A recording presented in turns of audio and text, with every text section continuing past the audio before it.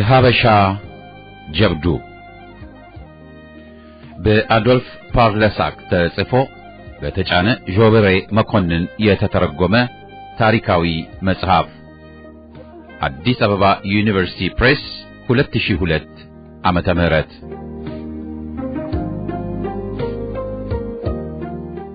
ክፍል 2 ያች ማለዳ ዓለምን ወደ አንድ ሌላ ከፍ ወዳለ ስልጣኔ የሚወስድ ትልቅ ነገር ለዓለም ሕዝብ መፍጠሩንና ማበርከቱን የተገነዘበው እሱ ብቻ ነበር።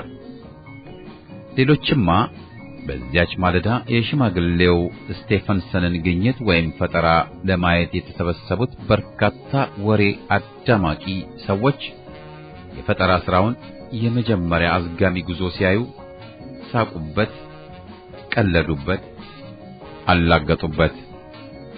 እነዚህ ሰዎች ከብዙ ዓመታት በኋላ ነበር ሽማግሌው ስቴፈንሰን እውነት እንደነበረውና እነሱ ግን ተሳስተው እንደነበር አምነው የተናገሩት። አዎ የባቡር መንገድና ባቡር ባይኖሩ ኖሮ ዛሬ የመላው ዓለም ሕዝብ ይህን ያህል ባልተቀራረበና ባልተዋወቀ ነበር። ባቡር ባይኖር ኖሮ ዛሬ ከደረስንበት የስልጣኔ ደረጃ ላይ ባልደረስን ነበር። ባቡር ባይኖር ኖሮ በሌላው በሞቃቱ የዓለም ክፍል የሚበቅሉትን ፍራፍሬዎች እንኳን ሳይቀር ለመብላት ባልቻል ነበር። ባቡር ባይኖር ኖሮ በመላው ዓለም የሚኖሩትን ሕዝቦች ባህል፣ ሃይማኖትና ኗኗር ባላወቅ ነበር። አዎ እነዚህ ሁለት ዕድሜ ልካቸውን እንዳይነጣጠሉ ሆነው ጎን ለጎን የተዘረጉ ሁለት ጠፍጣፋ ብረቶች የዓለምን ሕዝብ አገናኝተውታል ብሎ በድፍረት መናገር ይቻላል። ከጅቡቲ እስከ ድሬዳዋ ድረስ ባለው ክልል ውስጥ የሚኖሩ ሕዝቦች ፈረስ አልሸይጣን በብረት ላይ የሚሄድ የሰይጣን ፈረስ ይሉታል። ለእነዚህ ሰዎች ባቡር እንደማንኛውም የቤት እንስሳ ማለትም አህያ፣ ፈረስ፣ ግመልና በቅሎ ሁሉ ፍጡር ነው። በሳርና በቅጠል ፈንታ ከሰል በልቶ ውሃ ጠጥቶ እንፋሎት የሚተፋ በሁለት ብረቶች ላይ የሚጋልብ መንፈስ ያለው ፍጡር የሰይጣን ፈረስ ነው። በእኔ ግምት የእነዚህ ባላገሮች አስተሳሰብ ከእውነት የራቀ አይደለም። ባቡር እስካሁን የሰው ልጅ ከፈጠራቸው ግኝቶች ሁሉ ልዩና ተወዳዳሪ የሌለው የነገሮች ሁሉ ንጉሥ ሆኖ ቀዳሚውን ቦታ ይዞ ይገኛል። ለዛም መሰለኝ እያንዳንዱ ባቡር የራሱ የሆነ ልዩ ስምና ቁጥር ያለው። ለምሳሌ የኢትዮጵያና የፈረንሳይ የባቡር መንገድ ድርጅት ንብረት የሆኑት ባቡሮች እያንዳንዳቸው የራሳቸው የሆነ ልዩ ስም አላቸው። ኤሊ ምንም እንኳ ከረጅም ዓመታት አገልግሎት በኋላ በጡረታ የተገለለች ቢሆንም አሁንም አልፎ አልፎ በባቡር ጣቢያ ከዝሆን ጋር በመተባበር ፍርጎ በመግፋት ትረዳለች። ግመል ትናንትና በርካታ ሙሉ ጭነት የተጫኑ ፍርጎችን እየጎተተ ከአዲስ አበባ ወደ ጅቡቲ ሲወርድ አይተነዋል። የኛ ባቡር ማለት እኛን አሳፍሮ ከጅቡቲ ተነስቶ እስከ አዲስ አበባ ድረስ ከ800 ኪሎ ሜትር ርቀት በላይና ከባህር ወለል ወደ 2500 ሜትር በላይ አሻቅቦ መውጣት ያለበት ባቡራችን የተከበረ ኩሩ ስም አለው፣ አውራሪስ። አውራሪስ በርካታ ፍርጎች ሲኖሩት ከመጀመሪያዎቹ ሁለቱ ፍርጎች በስተቀር የቀሩት በአገሬው ሰዎች፣ በሶማሌዎች፣ ኢሳዎች፣ አፋሮችና ቋጠሮዎቻቸው የተሞሉ ናቸው። የመጀመሪያውና ሁለተኛው ፍርጎ አንደኛና ሁለተኛ ደረጃ መሆናቸው ሲሆን አንደኛ ደረጃው ከሁለተኛ ደረጃው የሚለይበት ብቸኛ ነገር ቢኖር ዋጋው መወደዱ ብቻ ነው። ለዛም መሰለኝ በርካታ ባዶ ቦታዎች ያሉት። በእኛ ፍርጎ ውስጥ አንድ ወፍራምና ቦርጫም ፈረንጅ ነጭ ሸሚዝና ዳለቻ ቁምጣ ለብሶ የቡሽ ባርኔጣውን እንደደፋ ተደላድሎ ተቀምጧል። ሰላምታ ሰጣሁት። ካልኢሚራ አለኝ ላቀረብኩለት ሰላምታ ሲመልስልኝ። ይሄ የሶሉና ሰው ግማሽ ዕድሜውን ያህል ያሳለፈው በምስራቅ አፍሪካ ሲሆን ለበርካታ ዓመታትም በኢትዮጵያ ኖሯል። ሁሉም መንገዶች ወደ ሮማ ይወስዳሉ ወደ ኢትዮጵያ የሚወስደው መንገድ ግን አንድ ብቻ ነው። ያቺም መንገድ ይህች የባቡር ሐዲድ ብቻ ነች እያለ ገና ከመቀመጤ ጨዋታ ጀመረ። በእርግጥ በግመልም በፈረስም ከከፋም በእግርም ወደ ኢትዮጵያ ዘልቆ መግባት ይቻላል። ችግሩ ግን ዋጋው ከመወደዱ በላይ ይሄ የሶስቱ ቀን የባቡር መንገድ ከሳምንት በላይ ከመውሰዱም በላይ መንገዱ በአደጋ የተሞላ መሆኑ ነው። እናም ጌታው ብቸኛውና አስተማማኙ መንገድ ይሄ ባቡር መንገድ ብቻ ነው። ይገባዎታል ጌቶች ምን ማለቴ እንደሆነ ብሎ ጠይቆ መልሴን እንኳን ሳይጠብቅ በመቀጠል ከኢትዮጵያ የሆነች ነገር ወደ ውጭ ለማስወጣት ቢፈልጉ መጠቀም ያለበት ይችኑ ብቸኛውን የባቡር ትራንስፖርት ብቻ ነው። የባቡር መንገዱ ድርጅት በጥቂት የአክሲዮን ባለቤቶች እጅ ወድቋል።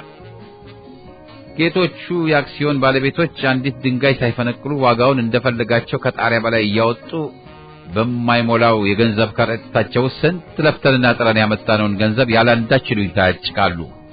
ይህንን ጌቶቹ ባለ አክሲዮኖች የጫኑትን ከፍተኛ ዋጋ አልከፍልም ቢሉ ከኢትዮጵያም ይሁን ወደ ኢትዮጵያ አንዲት ቁራጭ ነገር ማስወጣትም ይሁን ማስገባት አይችሉም።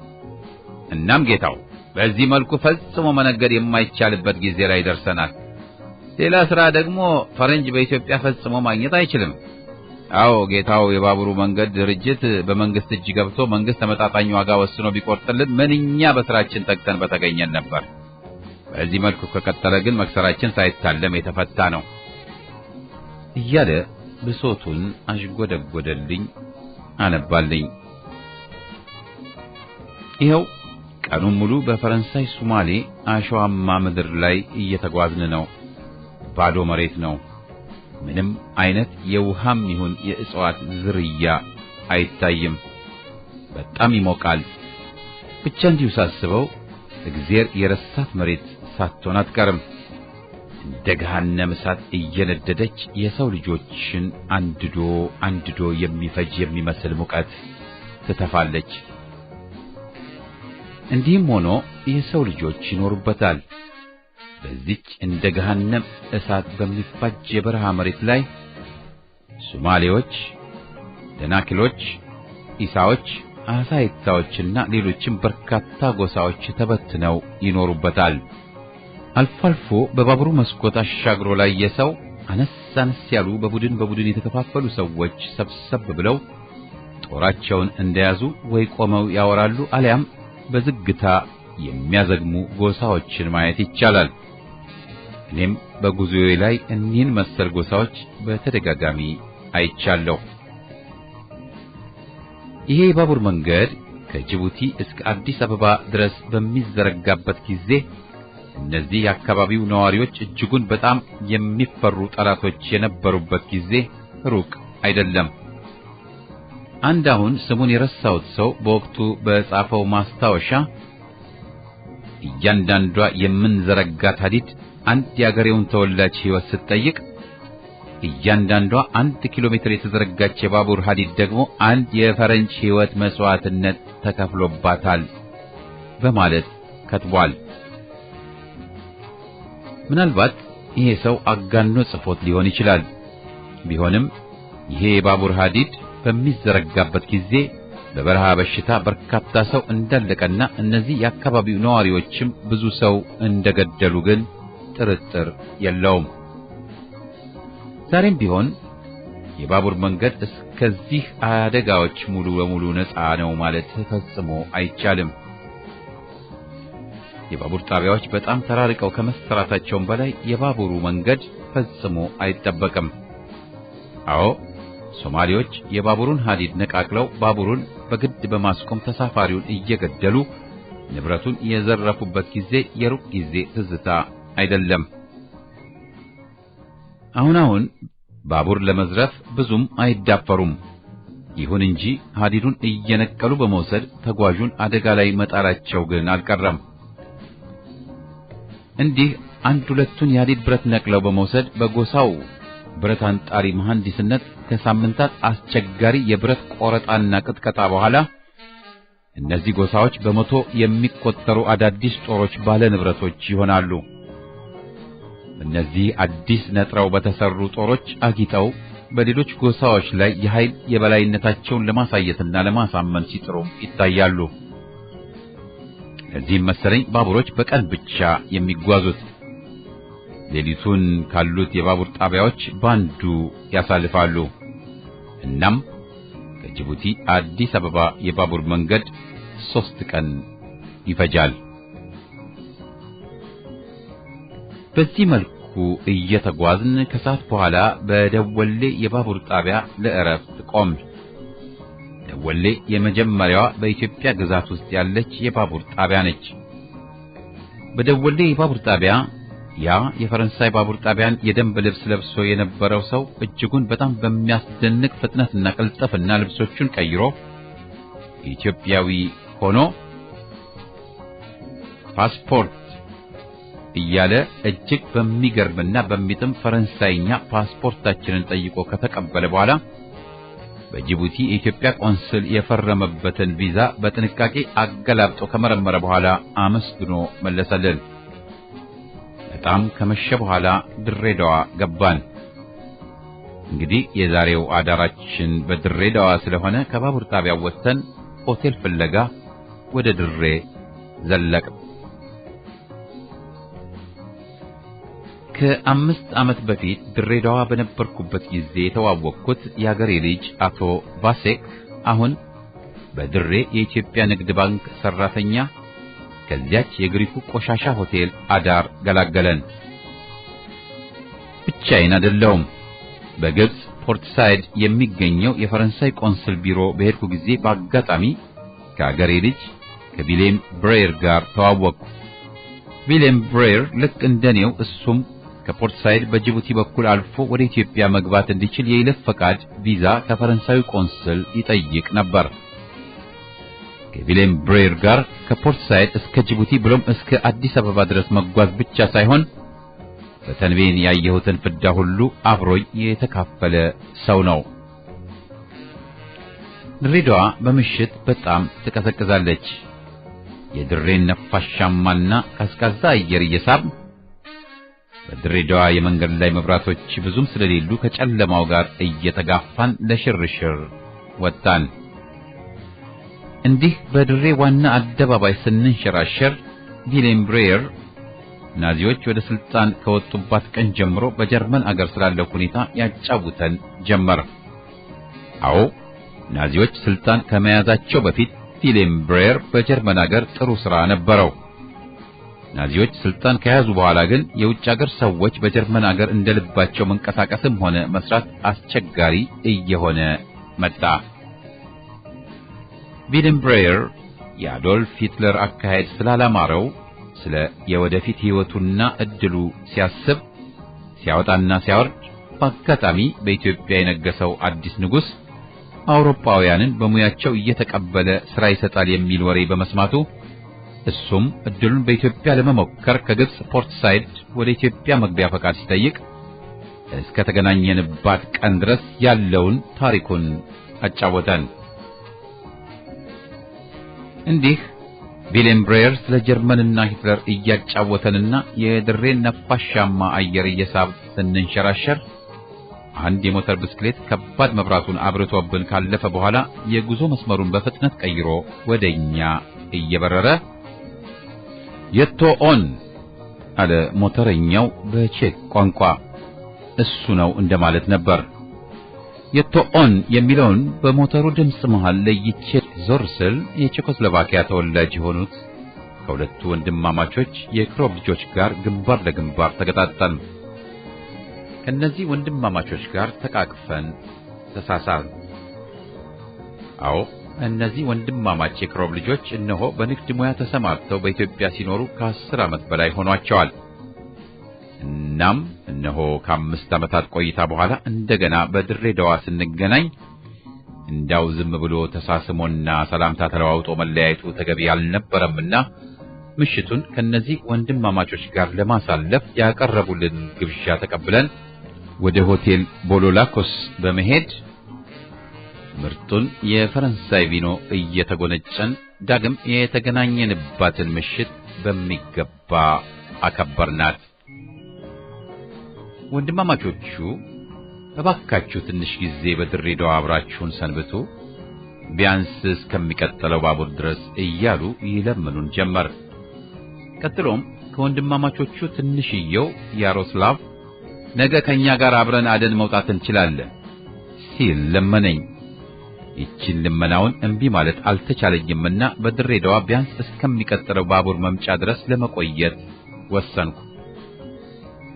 ፊሌም ብሬየርም ስለተስማማ የወንድማማቾቹን ግብዣ ተቀብለን ቀጠሮ ይዘን ወደ ማደሪያችን ወደ ቫሴክ ቤት በአሳዳሪያችን ታጅበን ሄድን። እንግዲህ ቢያንስ ለሚቀጥሉት 3 ወይም 4 ቀናት በድሬዳዋ መሰንበታችን ነው ማለት ነው። ቢሆንም በእነዚህ በድሬ በቆየሁባቸው ቀናት ምንጊዜም የማረሳቸው በርካታ ትዝታዎችን ቋጥሬባቸዋለሁ። አዎ፣ በትራንስጆርዳን በኬራክ አገረገዥ ግብዣ በሶሪያ በረሃ የተካፈልኩበት በመኪና የሚዳቋ አደን ትዝታ እስከ ዛሬ ከልቤ አልወጣምና የወንድማማቾቹን ያደን ግብዣ ሳላንገራግር ተቀበልኩ። ገና ከመንጋቱ ሁለቱ ወንድማማቾች ሞተር ብስክሌታቸውን እያስጓሩ መጥተው የቫሴክን ትንሽ የድንጋይ ቤት በር ማንኳኳት ጀመሩ። ተኝተው ይሆናል በሚል የተሳሳተ ግምት ነው የቫሴክን በር ያንኳኩት። እንዳልኩት ወንድማማቾቹ ተሳስተው ነበር። ማለትም እኛ ገና ድሮ ተነስተን ለባብሰን እየጠበቅናቸው ነበርና ጊዜ ሳናጠፋ ወንድማማቾቹን ተከትለን አቶ ቫሴክን ተሰናብተን ላደን ወጣን። ወንድማማቾቹ ለኛም አንዳንድ ሽጉጥና አንዳንድ ያደን ጠመንጃ ይዘውልን መጥተዋል። በአንድ ሞተር ብስክሌት 4 ሰው አሳፍረው እንዴት መሄድ እንደፈለጉ ሞተሯን እየዞርኩ ስፈላሰፍ ትንሹ ያሮስላቭ ገላገለኝ። ትልቅየው የሞተሯን መሪ እንደጨበጠ ከፊት ተቀምጧል። በሞተሯ ወገብ ግራና ቀኝ ጎን ለጎን እንድንቀመጥ ያሮስላቭ እየጋበዘ እሱ ጀርባውን ለኛ ሰጥቶ ከኋላ ተቀመጠ። በዚህ መልኩ በአንድ ሞተር ብስክሌት ላይ 4 ሆነን ተቀምጠን ድሬን ወደ ኋላ ጥነን ወደ አደኑ ጫካ ገሰገስ። ጥርጊያው የድሬ መንገድ ምቹ ነበር። ልክ ድሬዳዋን ለቀን እንደወጣን የጥርጊያውን መንገድ አድራሻው ስለጠፋ ባባጣ ጎባጣው መንገድ መላ ሰውነታችን እየተርገፈገፈ በጉዞው ቀጠል። እውነቱን ለመናገር ሞተሯ ልክ እንደደነበረ ፈረስ ትዘል ነበር ማለት ይቻላል። ዛሬ ድለቢሶች ነን አለን ያሮስላቭ። ከ2 ሰዓት በላይ በደን ውስጥ ስንዞር ቆይተን አንድም የሚታደን የዱር እንስሳ ባለማየታችን ትንሽ ቀር ብሎት እንዲህ የሚታደን አውሬ ፍለጋ ስንዞር ያሮስላቭ ባለፉት ወራት በድሬዳዋና አካባቢዋ ስላሳለፈው የአደን ትዝታዎች እያነሳ ብዙ አጫወተን። አዎ፣ በኋላ ወደ መኖሪያ ቤታቸው ስንመለስ ያሳዩን የተለያዩ የዱር አራዊት ቆዳዎችና ቀንዶች በድሬዳዋ አካባቢ በርካታ የዱር አራዊት እንዳሉ ትልቅ ምስክር ነው። ድሬዳዋና አካባቢዋ የተለያዩ የሜዳ ፍየል ዝርያዎች በተጨማሪ የዱር አሳማ፣ ቀበሮ፣ ተኩላ፣ ጅብና የዱር አውሬዎች ንጉስ አንበሳ ሳይቀር ይህን ቆላማ አገር ይዘው በሰፊው ይኖሩበታል። እንዲህ በጫካ ውስጥ ትንሽ ለኮሎክ አንዲት ከፍ ያለች ሚዳቋ በመንገዳችን ገባች። ሚዳቋ እኛ ስታይ እየዘለለች ወደፊት ሜዳውን መሮጥ ጀመረች። ትልቁ ወንድም የሞተር ብስክሌቷን ፍጥነት በጣም ጨምሮ በሚዳቋና በእኛ መካከል ያለው ርቀት በጣም አንሶ ሚዳቋ ኢላማችን ውስጥ ልትገባልን በምትችልበት ርቀት ላይ ሞተሯን አቆማት። እንግዶቻቸው ነንና ቅድሚያውን ለኛ ሰጡን። 2 ጥይቶች ተከታትለው ተተኮሱ። ሚዳቋ ግን አሁንም ትሮጣለች። 3ኛዋ ጥይት ከመጮኋ ያቺ ሚዳቋ ተንከባላ ወደቀች። አዎ፣ እኛ ተኩሰን የሳትናትን ሚዳቋ ያሮስላቭ ባንድ ምት ጣላት። ጎበዝ አልሞ ተኳሽ ነው። የሚዳቋን አንገት ቆርጠው ለዝና ሲወስዱ ከሚዳቋ ስጋ ደግሞ ጥሩ ስጋ ያለውን እግሮቿን ብቻ ወስደው የቀረውን ለጅቦች ተውንላቸው። ከሌላ ተጨማሪ 2 ሰዓት በኋላ የምኒልክን ድክድክ አገኘናት። እቺ ድክድክ ትንሽዬ የሚዳቋ ወይም የሜዳ ፍየል ዘር እንደ መርፌ በቀጠኑ እግሮቿ እየተፈናጠረች ከዓይናችን እይታ በጣም ርቃ እስክትሄድ ድረስ ሁላችንም ባለንበት ቆመን አየናት። ከሰዓት በኋላም በርካታ ድክድኮች አይተናል። ግን በጣም ድንጉጥ እንስሳ ስለሆነች በትንሽ ኮሽታ ፈርጥጣ ትጠፋለችና አለሁ እኔ ነኝ ለሚል አልሞ ተኳሽ እንኳን ኢላማ ውስጥ ከመግባቷ በፊት ሁሌም ወይ ቶሎ ትሰወራለች አሊያም በእነዚያ መርፌ እግሮቿ ፈርጥጣ ርቃ ትሄዳለች። ትልቁ የክሮብ ልጅ ዶሚኒክ ሞተሯን አቁሞ በየት በኩል መሄድ እንዳለበት አካባቢውን ሲያጠና ከጀርባችን በጣም የተቆጣ አውሬ ድምጽ ሰማን። ከመቅጽበት ሁላችንም ድምጹን ወደ ሰማንበት አቅጣጫ ስንዞር አንድ በጣም ትልቅና ጥቁር አውሬ ከበርካታ ግልገሎቿ ጋር አየን። የዱር አሳማ ነበረች። ወዲያው ሁላችንም ተበታትነን ወደ ቁጥቋጦዎች ውስጥ ገባን።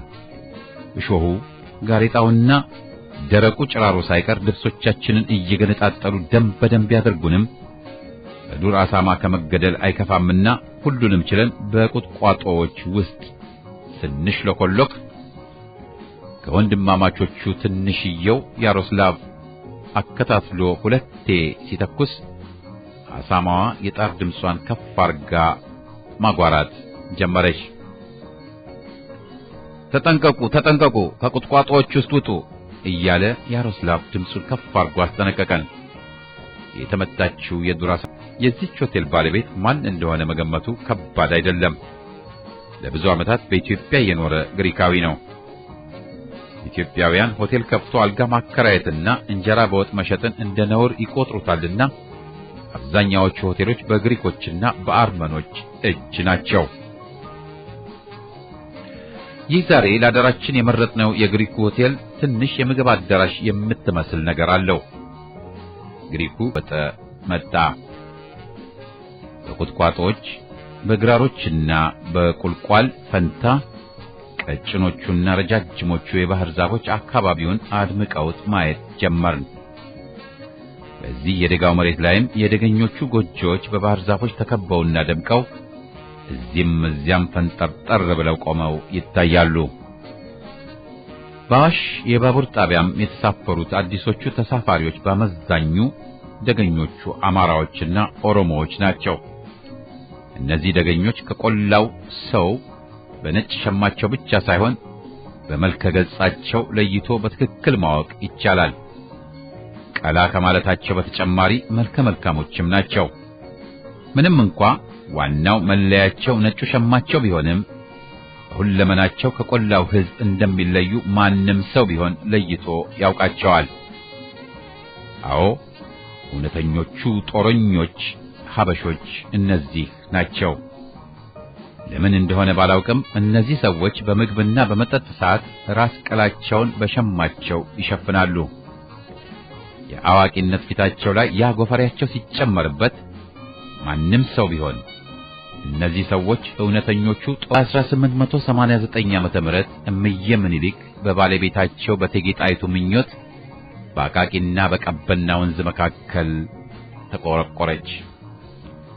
መካከለኛው ከተማ ባለ 1እና 2 ፎቅ የድንጋይና የእንጨት መኖሪያ ቤቶችና የግሪክ ነጋዴዎች ሱቆች እንዲሁም የሌሎች አውሮፓውያን መኖሪያ ቤቶች ተሰርተውበት ደመቅመቅ ብሏል።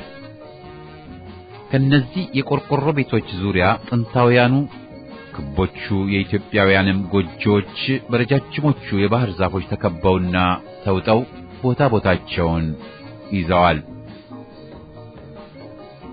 አዲሱ ንጉስ ሬጀንት ራስ ተፈሪ ልዑል ራስ ተፈሪ መኮንን ባለሙሉ ስልጣን እንደራሴ በነበሩበትና አውሮፓን በሰፊው በጎበኙበት ወቅት ስልጣኔ የቱን ያህል ጠቃሚ እንደሆነ ጠንቅቀው ስላወቁ ለሀገራቸው እድገት ሌት ተቀን ሲጥሩ ይታያሉ። ምንም እንኳን አውሮፓውያን ከ100 ዓመት በላይ በፈጀባቸው ስልጣኔ ላይ በጥቂት ዓመታት መድረስ ባይቻልም ቢያንስ ጫፏን ለመያዝ ለሚጥሩት አዲሱ ንጉስ ጠንካራው የኢትዮጵያ ባህል፣ ሃይማኖትና ልጆቿ ለአዲሱ ስልጣኔ እንቅፋቶች እየሆኑ አዲሱ ንጉስ ወደ ስልጣኔ እንደፈለጉት አገራቸውን ይዘው እንዳይሮጡ መሰናክሎች ሆኑባቸው። አዲሱ ንጉስ በ1923 ዓመተ ምህረት ከነገሱበት ቀን ጀምሮ ዘላለማዊ እንቅልፍ የተኛች የምትመስለውን ውዷን አገራቸውን ከዚህ እንቅልፏ ለመቀስቀስና ወደፊት መራመድ እንድትችል የውጭ ዲፕሎማሲ ምን ያህል ከፍተኛ ሚና እንደሚጫወት ጠንቅቀው ያወቁት ንቁና ብልሁ ንጉስ የዲፕሎማሲ ስራውን ከሁሉም ነገር በፊት አስቀድመው አጠናቀሩት። ይሁን እንጂ ኢትዮጵያ ከእንቅልፏ መነሳት በጀመረችበት በአሁኑ ሰዓት የጦርነት ዳመና በመላ ሰማያዋ ላይ ተዘረጋባት። አዲስ አበባ በርከት ያሉ ሰፋፊና ጥሩ ሆነው የተሰሩ የአስፋልት የመኪና መንገዶች አሏት። በሁሉም መስቀለኛ መንገዶች ላይ የኢትዮጵያ ፖሊሶች ቆመው ባለመኪናውንም እግረኛውንም ስርዓት ባለው መንገድ እንዲጓዝ ይረዳሉ። እኛ በላይ በቀኝ በኩል ባለው የእግረኛ መንገድ እንዲሄዱ ሲያስረዳ ውሏል። አንድ እግረኛ የአስፋልቱን መሃል መንገድ ይዞ ሲሄድ ከኋላው የሚመጣ አውቶሞቢል ክላክስ ሲነፋበት ተደናግሮ የሚሄድበት ጠፍቶት እንደቆመ ይሄው ፖሊስ ወደ ባላገሩ ጠጋ ብሎ በንጉሥ ኃይለ ሥላሴ በቀኝ በኩል ይሄዱ ይለዋል። ምስኪኑ ባላገር ለምን በቀኝ በኩል ብቻ መሄድ እንዳለበት ሊገባው አልቻለም። ተወልዶ ባደገበት መንደሩ ከልጅነቱ ጀምረው ባሻው መንገድ ሲሄድ ኖሯል። ምናልባትም ቀኙ መንገድ እንኳ የትኛው እንደሆነም አልገባው ይሆናል እና ይህን የተረዳው ባዶ እግሩ ፖሊስ ባላገሩን ሰው እጁን ይዞ ወደ ቀኝ በኩል ይዞት ሂዶ በዚህ በኩል ለወደፊቱ እንዲሄድ ያስረዳውና ይለቀዋል። ባላገሩ ፖሊሱ ባሳየው መንገድ ለራሱ ብቻውን እያወራ ወደፊት ሄደ። ከጥቂት ጊዜ በኋላ በዚያችው መንገድ ተመልሶ መጣ። አንተ የውሻ ልጅ በቀኝ በኩል ሂድ አላልኩህም? አለ ባዶ እግሩ ፖሊስ በንዴት ጉማሬውን እያወናጨፈ። በምኒልክ አምላክ በንጉሥ አንተው ራስህ ነህ በዚህ በኩል ሂድ ብለህ ያሳየኸኝ እያለ ባላገሩ በምኒልክ ስም ይምላል፣ ይገዘታል። አልፎ አልፎ ፈረሰኞች አስፋልቱን ሞልተው ሲሄዱ ይታያሉ። እነሆ ዛሬ በሰንጋ ፈረስ ላይ የተቀመጠ ሰው ፊት እየሄደ ከኋላው ጥቂት የታጠቁ ፈረሰኞች አጅበውት የአስፋልቱን መሃል ይዞ አለፈ። እነዚያ ባዶ እግር ፖሊሶች በተጠንቀቅ ቆመው ወታደራዊ ሰላምታቸውን ሲያቀርቡ ፈረሰኛው ፈገግታ በማሳየት አጸፋውን መለሰላቸው። ንጉሠ ነገሥቱ ቀዳማዊ ኃይለ ሥላሴ ነበሩ። ከጠዋት ጀምሮ በየቀኑ ከአዲስ አበባና አካባቢዋ ገበያተኞች ወደ ገበያ ይወጣሉ። ምንም አይነት ሱቅም ሆነ በረንዳ የለም። ብቻ እንዲያው ባዶ ሜዳ ላይ ነጠላቸውን ዘርግተው ዕቃዎቻቸውን ይዘረግፉና ይገበያያሉ። ሁሉም የራሱ የሆነ የተወሰነ ቦታ አለው። ጨርቅ ተራ፣ እህል ተራ፣ እንጨት ተራ፣ ከብት ተራ፣ በግ ተራ ወዘተ እየተባለ ተከፋፍሏል። ከነዚህ ገበያተኞች አመዛኞቹ በአዲስ አበባና በዙሪያዋ የሚኖሩ ኦሮሞዎች ናቸው። በገበያው መጨረሻ ላይ የአልጋ ተራ አለ። በአልጋ ተራ በአብዛኛው አራቱም እግራቸው እኩል እንኳን ያልሆኑ አልጋዎች ይሸጣሉ። አሮጌ አልጋ በጣም በርካሽ ዋጋ መግዛት ይቻላል። ይሁን እንጂ የእነዚህ አሮጌ አልጋዎች ባለቤቶች ወደ መቃብር የወረዱ ስለሆነ ብዙ ጊዜ የሟች ቤተሰቦች ሟችን በራሱ አልጋ ወስደው ከቀበሩ በኋላ የሟችን አልጋ በጥቂት ቤሳዎች ለመሸጥ ወደ ገበያ ይሮጣሉ። እናም ገዢው ሟች በሞተበት በሽታ የመለከፍ እድሉ ያመዝናል። በእንዲህ አይነት ገበያዎች በምንም ተአምር የገበያ ዳኛ መቅረት የለበትም። በገበያተኞች መካከል የሚፈጠሩ አለመግባባቶችን ሁለቱንም ወገን በሚያስማማ መልኩ የሚዳኝ ዳኛ መኖር አለበት። እንዲህ አይነት ችሎቶች ወይም ዳኝነቶች በአውላላ ሜዳ ላይ ይካሄዳሉ። አውሮፓውያን ሲያሽሟጥጡ ይሁን የምራቸውን ብቻ ኢትዮጵያውያን ዳኞች ከንጉሥ ሰለሞን ዳኝነት የማይተናነስ ዕውቀት አላቸው እያሉ ያወራሉ። ምናልባት እውነታው ሌላ ቦታ ሊሆን ይችላል። በኢትዮጵያ እስካሁንም ብትን ጨርቆች የሚለኩት በክንድ ነው። በጨርቅ ተራ ሁለት ገበያተኞች ይጨቃጨቃሉ። ጨርቁን የሚገዛው ሰውዬ እጅግ በጣም ረጅም ሲሆን ሻጩ ደግሞ በጣም አጭር ነው። እናም ገዢ በሚችለው መልኩ ክንዱን ዘርግቶ ጣቶቹን ወጥሮ 10 ክንድ ለካና ምልክት አደረገ። ሻጩ ደግሞ በሚችለው ሁሉ ጣቶቹን ሳይወጥር እሱም 10 ክንድ ለካና እሱም ምልክት አደረገ። ሁለቱ በለኩት መካከል ከአንድ ክንድ የሚበልጥ ልዩነት መጣ። ገዢው ሻጩን አውቆ ክንዱን ሳይወጥር ይለካል ሲል አመረረ።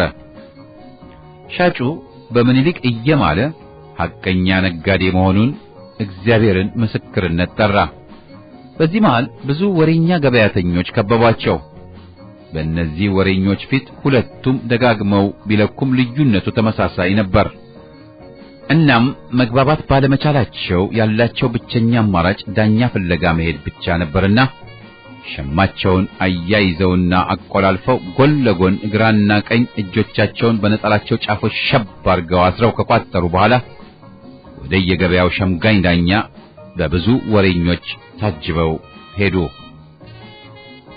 ብቸኛው የገበያዋ ፈላጭ ቆራጭ ዳኛ ከፍ ብላ ከተሰራች አንዲት ባለ 2 ቆርቆሮ መደብር ላይ ተኮፍሶ ተቀምጧል። የሚንጫጫውን ወሬኛ ጸጥ ካሰኘ በኋላ በትዕግስት ሁለቱንም ባለጉዳዮች አዳመጠ። ሁለቱም በእምዬ ምኒልክ እየማሉና እግዚአብሔርን ምስክርነት እየጠሩ ችግራቸውን ለዳኛው አስረዱ። ገዢም ሻጭም ድምጻቸውን ከፍ በማድረግ እየጮሁ ዳኛውን ለማሳመን ሞከሩ። ዳኛው ሁለቱንም በትዕግስት ካዳመጠና ከቦ የሚያወራውን የገበያ ወሬኛ ዝም ካስባለ በኋላ ወደ ሁለቱ ባለጉዳዮች እያየ መጀመሪያ ገዢውን 10 ክንድ እንዲለካና ምልክት እንዲያደርግ አዘዘው። ወዲያው ሻጩንም 10 ክንድ እንዲለካና ምልክት እንዲያደርግ አዘዘው።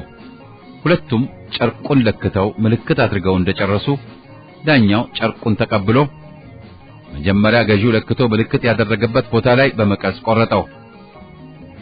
ወዲያው ቀጥሎ ሻጩ ለክቶ ምልክት ያደረገበት ቦታ ላይ ቆረጠውና ሁለቱም እውነት አላቸው፣ እግዚአብሔር ያውቃል አለና ፍርዱን ሲሰጥ በእምዬ ምኒልክ ሁለታችሁም እውነት አላችሁ፣ ግን እንዳትጣሉ። ገዢው በሻጩ አጭር ክንድ መስማማት ስላለበት ነጋዴውም ከዚህ ትርፍ እንዳያገኝ ልዩነት ያመጣውን ጨርቅ ለዳኝነቱ ዋጋ ለራሱ አስቀርቶ ሁለቱን ባለጉዳዮች አሰናበታቸው። በዳኛው ፍርድ ሁሉም ተደስተዋል። ነጋዴው ገዢው ሰውዬ በሱ አጭር ክንድ የተለካ ጨርቅ በመግዛቱና በረጅሙ ክንድ ባለመጠቀሙ፣ ገዢው ደግሞ ነጋዴው ባለችው አጭር ክንድ እየለካ ከፍ ያለ ትርፍ ባለማግኘቱ፣ ወሬኞችም ሳምንቱን ሙሉ የሚያወሩት ወሬ በማግኘታቸው፣ ዳኛውም ከጨርቋ በተጨማሪ ጥቂት ቤሳ ሳንቲሞች በመስራቱ ብቻ ሁሉም ተደስተው ዳኝነቱ ተበተነ። የንጉሥ ሰለሞንን ፍርድ የሚስተካከል ፍርድ ይሎታል። ይሄ ነው። ንጉሠ ነገሥቱ በአዲስ አበባ የተለያዩ የሚኒስቴር መስሪያ ቤቶች አቋቁመዋል። እድለኛ ከሆኑና በእነዚህ የሚኒስቴር መስሪያ ቤቶች በአውሮፓና አሜሪካ በተለያዩ ኮሌጆች የተማሩ ኢትዮጵያውያን የሚሰሩ ከሆነ እና እነሱ ካጋጠሙት የመጡበትን ጉዳይ ቶሎ ይጨርሳሉ። ይሁንና ንጉሠ ነገሥቱ እነዚህን የሚኒስቴር መስሪያ ቤቶች በከፈቱ ጊዜ ለንጉሠ ነገሥቱ ታማኝና ቅርበት ካላቸው ከየጠቅላይ ግዛቱ የመጡ ጢማም ሹማምንቶች በአንድ ሌሊት ሚኒስትር ሲሆኑ ችግር መፈጠር ጀመረ። እውነቱን ለመናገር እነዚህ ሹማምንት በሚኒስቴር መስሪያ ቤቶች ስራው እንዴት እንኳን እንደሚሰራ ምንም የሚያውቁት ነገር አልነበራቸውም። እናም እኚህ ታታሪ ንጉሥ ለእነዚህ አዲስ ለተሾሙ ሚኒስትሮች ከአውሮፓና ከአሜሪካ የተማሩ ሰዎች አስመጥቶ ስለ ሚኒስቴር መስሪያ ቤቱ አሰራር እንዲያማክሩ ማድረግ ተገደዱ። እነዚህ የኢትዮጵያውያን ሚኒስትሮች አማካሪ ፈረንጆች ከአሜሪካና ከአውሮፓ አዲስ አበባ እንደገቡ በየተመደቡበት የሚኒስቴር መስሪያ ቤት ስራቸውን በታላቅ ንቃትና ትጋት ቢጀምሩም አንዳንድ ወግ አጥባቂና አዲስ ነገር ተቃዋሚ ሚኒስትሮች በስራቸው ላይ እንቅፋት ሆኑባቸው።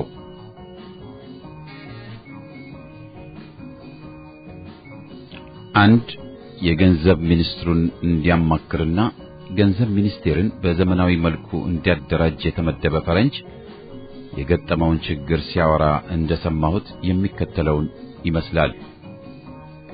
ይህ አማካሪ የገንዘብ ሚኒስቴርን በዘመናዊ መልኩ ለማደራጀት ቆርጦ ይነሳና አንዳንድ ወሳኝ መረጃዎች እንዲሰጡት ሚኒስትሩ ፊት ቀርቦ በዓመት በቀረጥና በግብር ምን ያህል ገንዘብ እንደሚሰበስቡ እንዲነግሩት ሚኒስትሩን ይጠይቃል። በዚህ የአማካሪ ተብየው ፈረንጅ ጥያቄ ግራ የተጋባው ሚኒስትር እሺ ጌታ ደህና ሁሉንም አዘጋጅቼ እሰጥሃለሁ ይልና ያሰናብተዋል። አማካሪው ፈረንጅ በነጋታው ሲሄድ ተመሳሳይ መልክ እየገጠመው ተስፋ ሳይቆርጥ ሚኒስትሩ ፊት እየቀረበ ተመሳሳይ ጥያቄ እያቀረበ ተመሳሳይ መልስ እየገጠመው ወራት ያልፋሉ። ሽማግሌው ሚኒስትር ይሄ ሞኛሞኝ ፈረንጅ አንድ ቀን ተስፋ ቆርጦ መጠየቁን ይተዋል ብለው አምነዋል። የዋሁ ፈረንጅ ግን ተስፋ ሳይቆርጥ በየጊዜው እየተመላለሰ ሽማግሌውን ሚኒስትር ያችኑ ጥያቄ እያቀረበ ሲያስቸግር ሚኒስትሩ በጣም ተበሳጭተው ለጸሐፊያቸው ምን የሚገርም ቂል ፈረንጅ ነው! እኔ እስካሁን ለንጉሱም ገቢው ስንት እንደሆነ ነግሬ ማላቀውን ለሱ እንድነግረው ይፈልጋል እንዴ አሉ ይባላል። እኚህ ሚኒስትር ወይ ስለ ሚኒስቴር መስሪያ ቤት አወቃቀርና አደረጃጀት ምንም የሚያውቁት ነገር የለም አሊያም በደንብ ተደራጅቶና ተዋቅሮ ተቆጣጣሪ እንዲመጣባቸው አይፈልጉም። አዎ የቼኮስሎቫኪያ ልጆችም አዲስ አበባ በገቡና በቋሚነት በንግድ ሙያ ለመተዳደር ፈቃድ በጠየቁ ጊዜ ችግሮች ገጥመዋቸው ነበር። አንዱ የቼኮስሎቫኪያ ያገሬ ልጅ እንዲህ ሲል ስለገጠመው ችግር አጫውቶኛል። ይህ ሰው አዲስ አበባን እየተዘዋወረ ሲያጠና በአዲስ አበባ ከተማ በየቀኑ በርካታ ከብቶች፣ በጎችና ፍየሎች እንደሚታረዱና ኢትዮጵያውያኑም ያለ አግባብ ግማሹን ያህል አንጀት እንዲሁ ለውሾች ሲወረውሩት ያስተውልና ቢያንስ የከብት የበግና የፍየል አንጀት ገዝቶ ካዘጋጀ በኋላ ወደ አውሮፓ ለመላክ ያስብና የንግድ ፈቃድ ለማውጣት ወደ ጉምሩክ ማመልከቻ ያቀርባል። የጉምሩክ ዳይሬክተር በደንብ የሚያውቀው ጓደኛው ስለነበር የመጣበትን ጉዳይ ለግማሽ ሰዓት ያህል በደንብ ያስረዳዋል።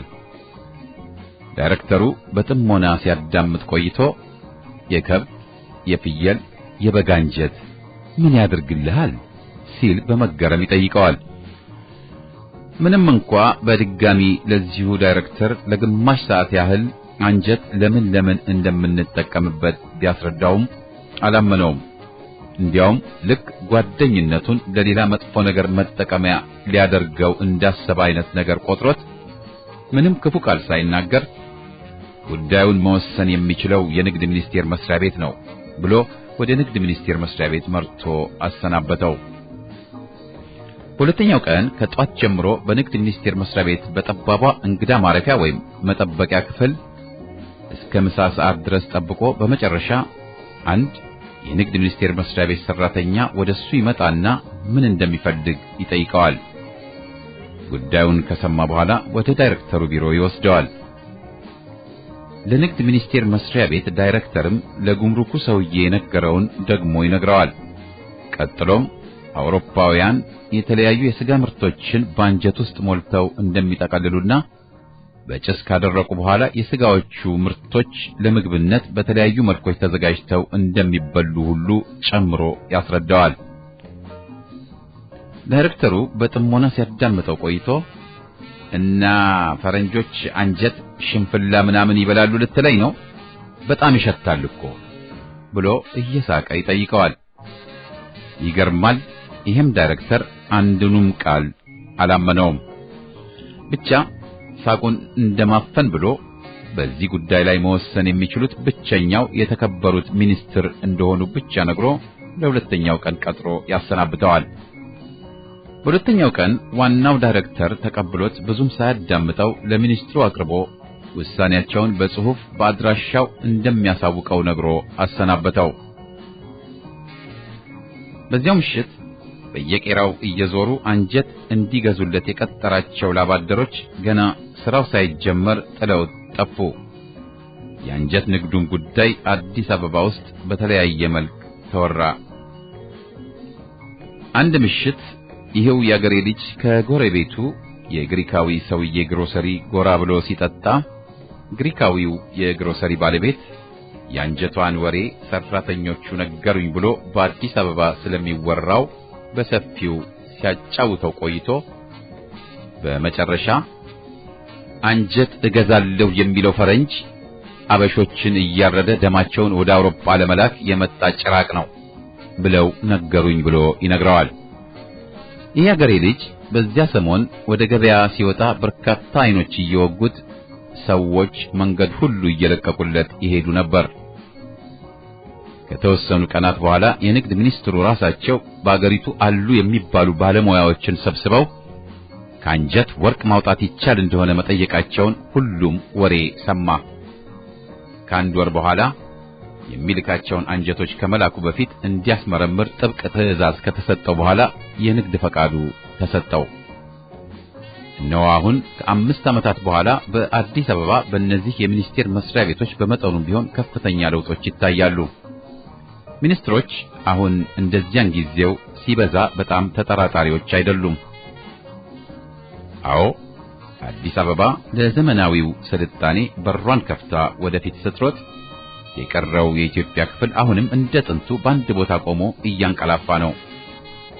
ጦርነቱ ከመጀመሩ ጥቂት ቀደም ብሎ የአዲስ አበባ ደሴ መንገድ ተሰርቶ አልቆ ስራውን ጀምሯል። በአዲስ አበባ ዙሪያ ወደ ተለያዩ ክፍለ ሀገራት የሚወስዱ የጥርጊያ መንገዶች እየተሰሩ ነው። ምንም እንኳ እነዚህ መንገዶች በጥሩ መልክ እየተሰሩ ቢሆንም በእነዚህ መንገዶች በክረምቱ ወራት በመኪና መሄድ በጣም አስቸጋሪ ነው። እስካሁን ፖርቱጋሎች በአባይ ወንዝ ላይ ከሰሩት የድንጋይ ድልድይ በስተቀር ሌሎች ምንም አይነት ድልድዮች አልተሰሩም። ንጉሱ አዲስ አበባንና ጎጃምን በድልድይ ለማገናኘት አስበው ከአውሮፓ ድረስ ያስመጡት ብረታ ብረትና ሲሚንቶ አባይ ወንዝ ዳር ወርዶ ሲሚንቶውን የአካባቢው ገበሬዎች ጎጆአቸውን ሲያሰማምሩበት ብረቶቹ አሁንም እዚያ